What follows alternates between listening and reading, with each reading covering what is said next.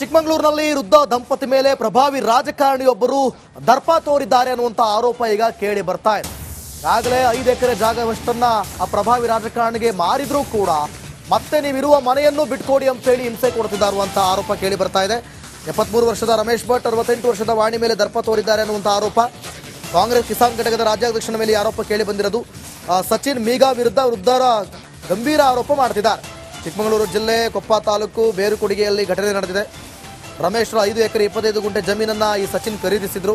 ಇದೀಗ ವಾಸದ ಮನೆಯನ್ನು ಬಿಡುವಂತೆ ಮಾನಸಿಕ ಹಿಂಸೆ ಕೊಡ್ತಿದ್ದಾರೆ.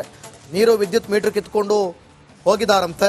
ಇದಕ್ಕೆ 4-5 ದಿನದಿಂದ ಕತ್ಲಲ್ಲಿ ವೃದ್ಧ ದಂಪತಿ ಬದುಕ್ತಿದ್ದಾರೆ ಅನ್ನುವಂಥ ಮಾಹಿತಿ ಸಿಗ್ತಾ ಇದೆ. ಆತ್ಮಹತ್ಯೆ ಒಂದೇ ದಾರಿ ಅಂತ ಹೇಳಿ ವೃದ್ಧ ದಂಪತಿ ಕಣ್ಣೀರು ಹಾಕ್ತಿದ್ದಾರಂತೆ. ಈ ರೀತಿಯಾಗಿ ನಾವು ಬೆಳಗ್ಗೆಯಿಂದ ಒಂದು 3 ವಿಡಿಯೋ ಹಾಕಿದ್ದೀವಿ. ಈಗ ಇಲ್ಲಿ ನೀರು ಕರೆಂಟು ಯಾವುದೂ ಇಲ್ಲ. ಲೈಟ್ ಮೀಟರ್ ಎಲ್ಲ ಮೀಗಾ ಸಚಿನ ಕಿತ್ಕೊಂಡೋಗಿದ್ದಾನೆ. ಆಮೇಲಿಂದ ನೀರು ತರಿಸ್ಕೊಂಡ್ರೆ ಅದನ್ನು ಹಾಕ್ಕೊಳಕ್ಕೂ ಬಿಟ್ಟಿಲ್ಲ. ನಮಗೆ 3 ದಿವಸದಿಂದ ನೀರಿಲ್ಲದೆ ಅಡುಗೆನೂ ಮಾಡ್ಕೊಳಕ್ಕಾಗ. ಮಧ್ಯಾಹ್ನ ನಮ್ಮ ಯಜಮಾನ್ರು ಊಟ ತರಕ್ಕೆ ಅಂತ ಕೊಪ್ಪಕ್ಕೆ ಹೋಗಿದ್ರು.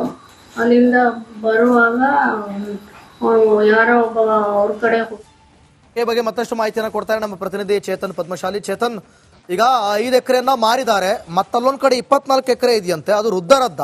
ಅದನ್ನೂ ಕೂಡ ಬೆಳೆಯೋಕೆ ಬಿಡದೆ ಹಿಂಸೆ ಕೊಟ್ಟಿರೋದ, ಯಾಕೆ ಹೀಗೆ ಮಾಡ್ತಿದ್ದ ಆ ವ್ಯಕ್ತಿ ಅಂತ ಹೇಳಿ? ದಿವಿತ್, ಏನು ಕಿಸಾನ್ ಸೆಲ್ನ ರಾಜ್ಯಾಧ್ಯಕ್ಷ ಸಚಿನ್ ಮಿಗಾ ವಿರುದ್ಧ ಒಂದು ಗಂಭೀರ ಆರೋಪ ಕೇಳಿ ಬಂದಿದೆ. ಆ ಗಂಭೀರ ಆರೋಪ ಮಾಡಿರುವಂತದ್ದು ಕೊಪ್ಪ ತಾಲೂಕಿನ ಬೇರುಕುಡಿಗೆ ಗ್ರಾಮದ ರಮೇಶ್ ಭಟ್ ಹಾಗೂ ಅವರ ಪತ್ನಿ ವಾಣಿ. ಅಂದ್ರೆ 73 ವರ್ಷದ ರಮೇಶ್ ಭಟ್ ಹಾಗೂ 68 ವರ್ಷದ ವಾಣಿ ಗಂಭೀರ ಆರೋಪವನ್ನು ಕೂಡ ಮಾಡ್ತಾ ಇದ್ದಾರೆ. ಸದ್ಯಕ್ಕೆ ಬೇರುಕುಡಿ ಗ್ರಾಮದಲ್ಲಿ ಅವರ ಮನೆಯಲ್ಲಿ ಅವರಿಬ್ಬರೇ ಮಾತ್ರ, ವೃದ್ಧ ದಂಪತಿಗಳು ಮಾತ್ರ ಇರೋದು. ಅವರಿಗಿರುವಂತ ಮಗ ಈಗ ವಿದೇಶದಲ್ಲಿದ್ದಾನೆ ಎನ್ನುವಂತ ಮಾಹಿತಿ ಇದೆ. ಅವರಿಗೆ ಸುಮಾರು ಒಂದು 29 ಎಕರೆ ಕೃಷಿ ಭೂಮಿ ಇತ್ತು. ಅದರಲ್ಲಿ 5 ಎಕರೆ 25 ಗುಂಟೆ ಜಾಗವನ್ನ ಕಿಸಾನ್ ಸೆಲ್ನ ಏನು ರಾಜ್ಯಾಧ್ಯಕ್ಷರಿದ್ದಾರೆ ಸಚಿನ್ ಮಿಗಾ ಅವರಿಗೆ ಮಾರಾಟ ಮಾಡಲಾಗಿತ್ತಂತೆ. ಅದಕ್ಕೆ ಸಂಬಂಧಪಟ್ಟಂತೆ ಕಾನೂನು ರೀತಿಯಲ್ಲೇ ಮಾರಾಟ ಮಾಡಿದ್ದಾರೆ. ಸಚಿನ್ ಮಿಗಾ ಕೂಡ ಹಣವನ್ನ ಕೊಟ್ಟಿದ್ದಾರೆ ಅನ್ನುವಂಥದ್ದನ್ನ ವೃದ್ಧ ದಂಪತಿಗಳೇ ಕೂಡ ಒಪ್ಕೊತಾರೆ. ಆದ್ರೆ ಅದಾದ ನಂತರ ಇರುವಂತ ಆರೋಪ ಏನು ಅಂದ್ರೆ, ಆ 5 ಎಕರೆ 25 ಗುಂಟೆ ಏನಿದೆ ಅದ್ರ ಜೊತೆ ಏನು ಇವರು ವಾಸ ಮಾಡ್ತಾರೆ ಆ ವಾಸದ ಮನೆಯನ್ನು ನೀಡಬೇಕು ಅನ್ನೋದು ಕೂಡ ಆಗ್ರಹವನ್ನ ಮತ್ತೆ ಬೇಡಿಕೆಯನ್ನ ಸಚಿನ್ ಮಿಗಾ ಇಟ್ಟಿದ್ದಾರೆ ಅನ್ನುವಂತ ವೃದ್ಧ ದಂಪತಿಗಳು ಪ್ರಮುಖವಾಗಿ ಆರೋಪ ಮಾಡಿರುವಂತದ್ದು. ಅದರಲ್ಲೂ 4 ದಿನದಿಂದ ಆ ಮನೆಯಲ್ಲಿರುವಂತ ಬಾಗಿಲಿರ್ಬೋದು, ಬಾಗಿಲಿನ ಚಿಲಿಕಗಳಿರ್ಬೋದು, ಅವನ್ನೆಲ್ಲ ಕಿತ್ತ ಹಾಕಿದ್ದಾರೆ ಅನ್ನುವಂಥದ್ದು. ಮತ್ತೆ ವಿದ್ಯುತ್ ಸಂಪರ್ಕವನ್ನು ಸಂಪೂರ್ಣವಾಗಿ ಕಡಿತ ಮಾಡಿದ್ರೆ ಕತ್ತಲಲ್ಲೇ 4 ದಿನದಿಂದ ಕೂಡ ನಾವಿದ್ದೇವೆ ಅನ್ನುವಂತ ಮಾತನ್ನು ಕೂಡ ಅವ್ರು ಹೇಳ್ತಾರೆ.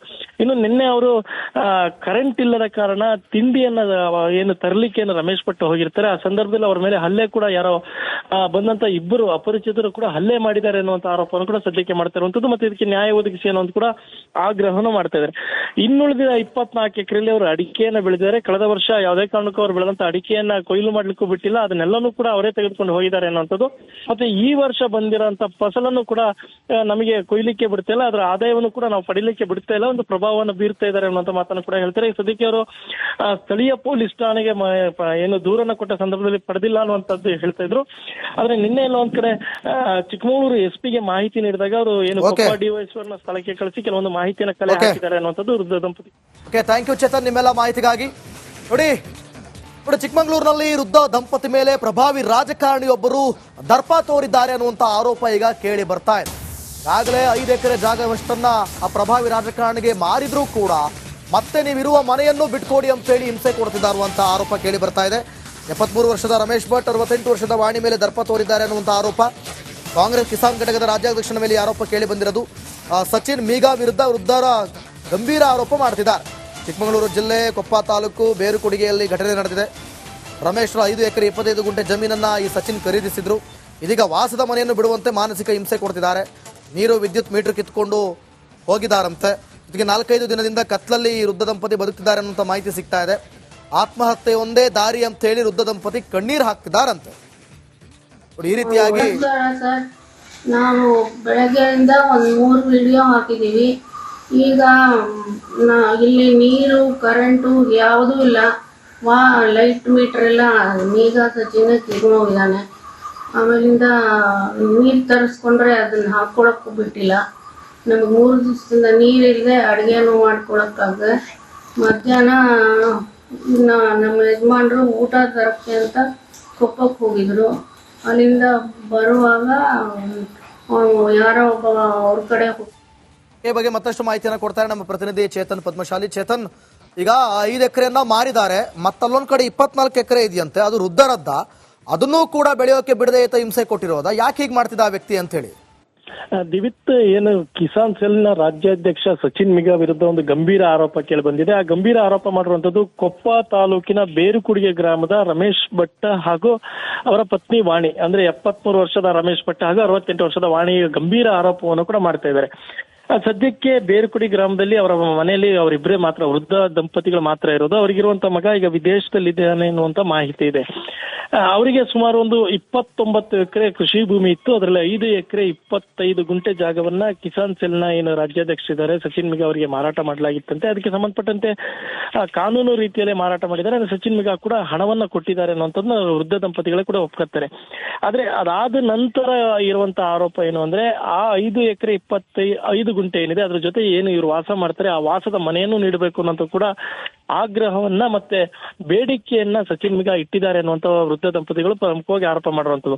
ಅದರಲ್ಲೂ 4 ದಿನದಿಂದ ಆ ಮನೆಯಲ್ಲಿರುವಂತ ಬಾಗಿಲಿರ್ಬೋದು, ಬಾಗಿಲಿನ ಚಿಲಿಕಗಳಿರ್ಬೋದು, ಅವನ್ನೆಲ್ಲ ಕಿತ್ತ ಹಾಕಿದ್ದಾರೆ ಅನ್ನುವಂಥದ್ದು. ಮತ್ತೆ ವಿದ್ಯುತ್ ಸಂಪರ್ಕವನ್ನು ಸಂಪೂರ್ಣವಾಗಿ ಕಡಿತ ಮಾಡಿದ್ರೆ ಕತ್ತಲಲ್ಲೇ 4 ದಿನದಿಂದ ಕೂಡ ನಾವಿದ್ದೇವೆ ಅನ್ನುವಂತ ಮಾತನ್ನು ಕೂಡ ಅವ್ರು ಹೇಳ್ತಾರೆ. ಇನ್ನು ನಿನ್ನೆ ಅವರು ಕರೆಂಟ್ ಇಲ್ಲದ ಕಾರಣ ತಿಂಡಿಯನ್ನ ಏನು ತರಲಿಕ್ಕೆ ರಮೇಶ್ ಭಟ್ ಹೋಗಿರ್ತಾರೆ. ಆ ಸಂದರ್ಭದಲ್ಲಿ ಅವ್ರ ಮೇಲೆ ಹಲ್ಲೆ ಕೂಡ ಯಾರೋ ಬಂದಂತ 2 ಅಪರಿಚಿತರು ಕೂಡ ಹಲ್ಲೆ ಮಾಡಿದ್ದಾರೆ ಅನ್ನುವಂತ ಆರೋಪವನ್ನು ಕೂಡ ಸದ್ಯಕ್ಕೆ ಮಾಡ್ತಾ ಇರುವಂತದ್ದು. ಮತ್ತೆ ಇದಕ್ಕೆ ನ್ಯಾಯ ಒದಗಿಸಿ ಅನ್ನೋದು ಕೂಡ ಆಗ್ರಹವನ್ನು ಮಾಡ್ತಾ ಇದ್ದಾರೆ. ಇನ್ನುಳಿದ 24 ಎಕರೆಯಲ್ಲಿ ಅವರು ಅಡಿಕೆಯನ್ನ ಬೆಳೆದಿದ್ದಾರೆ. ಕಳೆದ ವರ್ಷ ಯಾವುದೇ ಕಾರಣಕ್ಕೂ ಅವರು ಬೆಳೆದಂತ ಅಡಿಕೆಯನ್ನ ಕೊಯ್ಲು ಮಾಡ್ಲಿಕ್ಕೂ ಬಿಟ್ಟಿಲ್ಲ, ಅದನ್ನೆಲ್ಲನೂ ಕೂಡ ಅವರೇ ತೆಗೆದುಕೊಂಡು ಹೋಗಿದ್ದಾರೆ ಅನ್ನುವಂಥದ್ದು. ಮತ್ತೆ ಈ ವರ್ಷ ಬಂದಿರೋಂತ ಫಸಲನ್ನು ಕೂಡ ನಮಗೆ ಕೊಯ್ಲಿಕ್ಕೆ ಬಿಡ್ತಾ ಇಲ್ಲ, ಅದರ ಆದಾಯವನ್ನು ಕೂಡ ನಾವು ಪಡಿಲಿಕ್ಕೆ ಬಿಡ್ತಾ ಇಲ್ಲ, ಒಂದು ಪ್ರಭಾವವನ್ನು ಬೀರ್ತಾ ಇದ್ದಾರೆ ಅನ್ನುವಂತ ಮಾತನ್ನು ಕೂಡ ಹೇಳ್ತಾರೆ. ಸದ್ಯಕ್ಕೆ ಅವರು ಸ್ಥಳೀಯ ಪೊಲೀಸ್ ಠಾಣೆಗೆ ಏನು ದೂರನ್ನ ಕೊಟ್ಟ ಸಂದರ್ಭದಲ್ಲಿ ಪಡೆದಿಲ್ಲ ಅನ್ನುವಂಥದ್ದು ಹೇಳ್ತಾ ಇದ್ರು. ಆದ್ರೆ ನಿನ್ನೆ ಎಲ್ಲ ಒಂದ್ ಕಡೆ ಚಿಕ್ಕಮಗಳೂರು SP ಗೆ ಮಾಹಿತಿ ನೀಡಿದಾಗ ಅವರು ಏನು ಡಿವೈಎಸ್ವರ್ನ ಸ್ಥಳಕ್ಕೆ ಕಳಿಸಿ ಕೆಲವೊಂದು ಮಾಹಿತಿಯನ್ನು ಕಲೆ ಹಾಕಿದ್ದಾರೆ ಅನ್ನುವಂಥದ್ದು ವೃದ್ಧ ದಂಪತಿ. ಓಕೆ, ಥ್ಯಾಂಕ್ ಯು ಚೇತನ್ ನಿಮ್ಮೆಲ್ಲ ಮಾಹಿತಿಗಾಗಿ. ನೋಡಿ, ಏನ್ ಪ್ರಾಬ್ಲಮ್ ಇಲ್ಲ ಏರಿಯಾದಲ್ಲಿ, ಏನ್ ಪ್ರಾಬ್ಲಮ್, ಏನ್ ನಿಮ್ ಪ್ರಾಬ್ಲಮ್, ಇದೆಲ್ಲ ಪ್ರಾಬ್ಲಮ್ ಐತಿಲ್ಲ ಹೇಳಿ. ಏನ್ರಿ ನಿಮ್ ಪ್ರಾಬ್ಲಮ್, ಏನ್ ನಿಮ್ ಪ್ರಾಬ್ಲಮ್ ಅಂತ ಹೇಳಿ. ಯಾರಪ್ಪ ನಗರಕ್ಕೆ, ಗಾಂಧಿನಗರ, ದಾಸರಹಳ್ಳಿ, ರಾಜರಾಜೇಶ್ವರಿ ನಗರ, ಚಾಮರಾಜಪೇಟೆ, ಹುಬ್ಬಳ್ಳಿ, ಚೆನ್ನಮ್ಮ ವೃತ್ತದ ಮೈಸೂರಿಗೆ ಬಂದಿರೋದು, ಬ್ಯಾಡಗಿ ತಾಲೂಕಿಗೆ ನಾವು ಬಂದಿವ್ರಿ. ಸರ್ ಹೇಳಿ ಸರ್, ಏನ್ ಪ್ರಾಬ್ಲಮ್, ನಿಮ್ MLA ಹೆಂಗೆ, ಏನೆಲ್ಲ ಸಮಸ್ಯೆಗಳು, ಏನ್ ಕಥೆ ಇಲ್ಲಿ ಬಂತಾ? ಯಾವಪ್ಪ ಯಾವತ್ತೂ ಬಂದಿಲ್ಲ. 2 months ಇಂದ ನೀರಿಲ್ಲ. ಟ್ಯಾಂಕರ್ ಬರ್ಬೇಕಾದ್ರೆ ರೋಡ್ ಸರಿ ಇಲ್ಲ ಅಂತ ಯಾರ ಹತ್ರ ಹೋಗಿ ಹೇಳೋದಕ್ಕೆ ನಮ್ಗೆ ಯಾರು ಇಲ್ಲ. ಇಲ್ಲಿ ಕಿತ್ತೋದ್ರು ಏನ್ ಹಾಳಾಗೋದ್ರು ಇದು ಯಾರು ನೋಡರೇ ಗತಿ ಇಲ್ಲ. ನಾವಿದ್ದೀವಿ ಅಂತಾರೆ. ಇವಾಗ ಯಾರ MLA ಮಗ ಒಂದ್ ದಿವಸನೂ ಬಂದಿಲ್ಲ. ಫುಲ್ ಸ್ಟ್ಯಾಂಡರ್ಡ್ ಲಕ್ಸುರಿಯಸ್ ಬೆಡ್ರೂಮ್ ಐತ್ರಿ ಅದು, ತಾಜ್ ವೆಸ್ಟ್ ಎಂಡ್ ಟ್ರಾಡಿಷನ್ ಬ್ಲೂ. ನಿಮ್ಗೆ ಮೀಟಿಂಗ್ ಇಲ್ಲಿ ಮಾಡ್ರಿ. ಇಷ್ಟು ವರ್ಷ ಆಯ್ತು, ಇದಕ್ಕೆಲ್ಲ ಯಾರು ಸರ್ ಜವಾಬ್ದಾರಿ? 2,000 ರೂಪಾಯಿ ಹೋಗ್ತೀನಿ ಬರ್ತಾ ಇದ್ದೀನಿ, ಹೋಗ್ತೀನಿ ಬರ್ತಾ ಇದ್ದೀನಿ. ಬ್ಯಾಂಕಿಗೆ ಹೋಗ್ತೀರಿ 2,000 ಮಾತ್ರ ಬರ್ತಾ ಇಲ್ಲ. 2,000 ನಂದೇ ಹೊಂಟಾಯ್ತು.